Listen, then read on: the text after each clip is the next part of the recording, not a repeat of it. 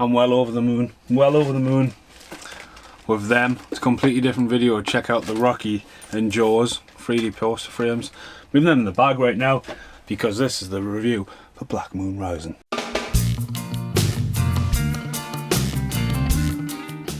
Okay, so Black Moon Rising is coming out on Arrow later this year. And it's John Carpenter. Well, it's John Carpenter's first ever script he sold. It took about 10 years to make. I've got some notes. Normally I do an outtake of notes. Now I heard about this and I'll put my hands up. I did not know it was a John Carpenter film. Well, it's written by John Carpenter. You know, it's not directed by him. Doesn't do the score or anything for it. And I found it at Games Galaxy. I was going, ooh, I'll have that. I'll have that, please. Games Galaxy stickers are not as bad as getting off as cash converters, but who wants to shop at cash converters anymore? So anyway, I picked this up. I'll give it a watch. It's a really old DVD. It's got absolutely nothing. Very similar, it's still right here. Oh, it's not very. I'll show them. It's not anything like Avalanche. Avalanche is just still sitting there. So anyway, it's not a flip cover. So you've got Tommy Lee Jones, Linda Hampton, which I totally missed, from the mind of John Carpenter. Thunder and explosion, Black Moon Rising over Los Angeles. Now, over Los Angeles is not part of the title, and it's quite a quirky title, Black Moon Rising. And I'm going to ooh, Black Moon Rising. The other alternative title is called Black Rider. Don't really want to go into that too much. I don't think David Hasselhoff's involved with it either. Anyway, so I put it on, didn't know anything about it, and first off it starts almost like textbook filmmaking, Tommy Lee Jones walking in there, and it's very stale. The dialogue's so flat. I say, oh no, what am I for here? And it was hard, like when I found out this is an 85 film, thereabouts, I was like, it seems earlier. I was like, alright, so I watched it anyway, and I was like, right, it starts off Black Moon Rising. And just follow a couple of traits of John Carpenter tries to cash in a little bit. So the film starts, and I don't know what I'm in for, you know, just Tommy Lee Jones has just talked this kid out from robbing a convenience store, and he's off, you know. Kid comes in, it's all about the camera anyway. So the film starts, and Tommy Lee Jones is asked to retrieve a cassette tape. You know, just a cassette tape. So, will you get me this cassette tape? So he basically does a whole mini sneakers. My voice is my passport kind of crack. Yeah, breaks in. And like he breaks stealthily into this place, and all of a sudden there's like 12 guards all aimed for machine guns. There's even one bit where he's got his tape and he's doing a runner, and this guy shouts hey and starts shooting him before he comes around the corner. And it's just like, what if that was your friend or partner? Like, what the fuck happened there? It's like, whoa. So anyway, he gets out of there, and it gets a bit strange actually, because he pulls up this gas station and his car's pretty fucked up. And I'm not sure if this is the film I was watching recently where his car's okay then, it's not okay, but whatever. Anyway, he's at a petrol station and he's trying to get a lift. There's a cutscene before that where you see the super fast car zooming across the desert, breaking land speed, very high pitched, very sped up. So anyway, he meets them and he's like, oh, can you give us a lift out there? And they're like, no, you know. So anyway, he creeps around the back and he happens to put the tape, cassette tape, in the fucking license plate bit, and off they go to Los Angeles. Now he knows where they're going because he knows Los Angeles pretty well, so it's okay, he does that. And then the people from the place he robbed turned up. He gets in the car and they drive across the desert, then it cuts to black, and the next thing you know he's in a nightclub. You think, what the fuck? Like, really, what happened there? It's odd that happens. So anyway, all of a sudden, out of nowhere comes Bubba Smith, the late great Hightower from Police Academy. This is the only other film I've ever seen him in, even though he's technically in Gremlins 2. When the little gremlin, one of their, they've got all the gremlins are this way, but obviously one of the new batch pop up, and tell you the pop vinyl man, vegetable pop vinyl, he pops up. Bubba Smith is the guy there, and they cut him out of the film. He's the guy looking at the veg, you know. Anyway, Hightower turns up, Bubba Smith, and he says, fuck this, fuck that. And you think, whoa, Hightower's dropping the F-bombs, not used to that. So anyway, he's got to get this tape back. He goes to the convention, and to be honest with you, this is where the film really caught us off guard, because it's like a bit of a heist. There's a heist goes down, and you know, taking over the hotel validator, locking everyone in, stealing all the cars, and like a sort of a Nicolas Cage It's Gone in 60 Seconds kind of crack. That was quite interesting actually. They just happened to steal the car, the tapes in, of course. Linda Hamilton's in this. And I was like, whoa, Linda Hamilton's in this. I was shocked at that. And she wants to steal the supercar because she likes that car. You would think, if you've seen a car like that, you think, oh, what the fuck's that? But anyway. So anyway, Tommy Lee Jones investigates, follows. He doesn't want the car back, but he wants the tape back. And there's a little conspiracy going on in these 2 tower blocks underneath the fake wall. And there's like a chop shop going down and stuff like that. It's quite an interesting concept, really.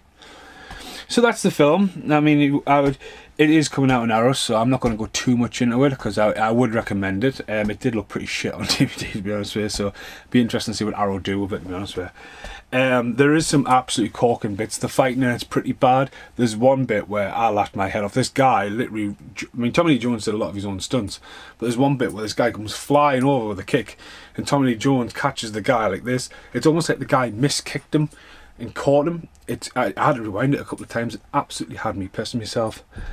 There's a bit at the end as well, and they get in the car and they're zooming around, and next thing you know, it's like, really? It goes from one building to the other. I know that's a bit of a spoiler actually, but it's like, whoa, yeah, I was like, what the fuck? Just flying car. Anyway, on my notes, I've got odd start. Tommy Lee Jones in a sex scene. I wasn't prepared for that. I mean, Tommy Lee Jones is an amazing actor. Blown Away, Under Siege, Fugitive. He's an absolutely tremendous actor, but didn't really see him as a leading man, especially the sex scenes. Linda Hamilton gets her tits out for anything. I mean, I don't know if you know this, but Linda Hamilton's in King Kong Lives, and I've got multiple versions of it, and one of them's a PG, including the super ultra rare VHS for that. And she gets boobs out in that. It's a PG. It's like, okay, as long as it's quick. But Linda Hamilton, even though she's trying to save King Kong, has enough time to get a nip out. Bubba Smith swearing, can't get used to that still. It's a good idea. I do like the idea. Give it a couple of years, you could have probably got John Carpenter directed it, you know. I mean, Tommy Lee Jones is a great actor. But I would have probably cast Tommy Lee Jones in the baddie. He's a fucking brilliant bad guy. I've lost my football. This football I'm kicking around. Anyone who knows me knows I'm not a football fan or any form of that. I actually found that where the Wicker Man is. It was just floating in the sea with the Wicker Man. Anyway. Yeah, poor fighting. Flying car. What happens when they drive across the desert? Got that. It's an odd name. But yeah, pretty much all my notes I did today. So I enjoy it. Car's pretty funky, that's for sure. Pretty poor DVD. But it's pretty nice. 98 minutes. This is from 2006. Slap John Carpenter's name all over the box, so even though in the credits John Carpenter, he gets the screenplay and story by credit the same thing. Story by John Carpenter, screenplay by John Carpenter, yeah. But yeah, it just hasn't the score and all that. I mean, this will live in the John Carpenter collection, and I do recommend it. I won't run out to buy it on Blu-ray for Arrow. I'll wait till it is in multi-buy and pick up some of the films I want from Arrow. But if you've never seen it, Black Moon is Rising. Seeing the outtakes. So, The Fog's been done. That's the remake anyway. Big Little and Big Trouble in Little China. I've already watched that, so I could probably do that off the top fly. Assault on Precinct 13, the remake, I'm not going to bother because that's at the end of one of the videos. Ghosts of Mars, not again. Starman's in the Baboonry, if you're interested in see what I think of Starman. Halloween, I haven't really done a video for that yet, no. The Thing, I've done a fast forward review for The Thing. They Live, should get me vinyl next week, so They Live coming in the cars. Memoirs of an Invisible Man, I totally forgot to do. I wasn't doing review rant randoms then. I'm saying that I was because Village of the Damned's the next one. I want to revisit The Ward. Let's have a good rant as well, because obviously today when I was looking at the facts on IMDb, there was a top 25 John Carpenter movies. First one's The Thing, right? Okay, yeah. Then Halloween. It was going all the way down and all that. And the last one, out of all the films John Carpenter's done, keeping in Memoirs of the Invisible Man, Body Bags, Cigarette Burns, all these films, the fucking bottom one was The Ward. And I'm a massive John Carpenter fan, and I actually generally enjoyed The Ward. the first time around, so I'm going to revisit it because everyone I talk, have you seen the what? Oh shit! Like what? Went to John Carpenter like live show. I talked to people on the internet about. Oh, do you like the Ward? No, it's shit. I'm thinking I actually enjoy the Ward, so I might have to revisit it. Revisit the Ward. But yeah, I do have the box set. They're all down here. Actually, need to put them back up there. Longest outtake ever. That is the 4K collection of the new and rarer Prince of Darkness. They Live, The Fog, Play Forever, and obviously for a while that was not going to come out, so I've got a spare copy of that at the moment. And Black Moon Rising won't be going back up there. So that's a nice little ending. I've been Stephen Mason. Thanks for watching. Like, share and subscribe to the channel. I need to do that bag video. So thanks for watching. Goodbye.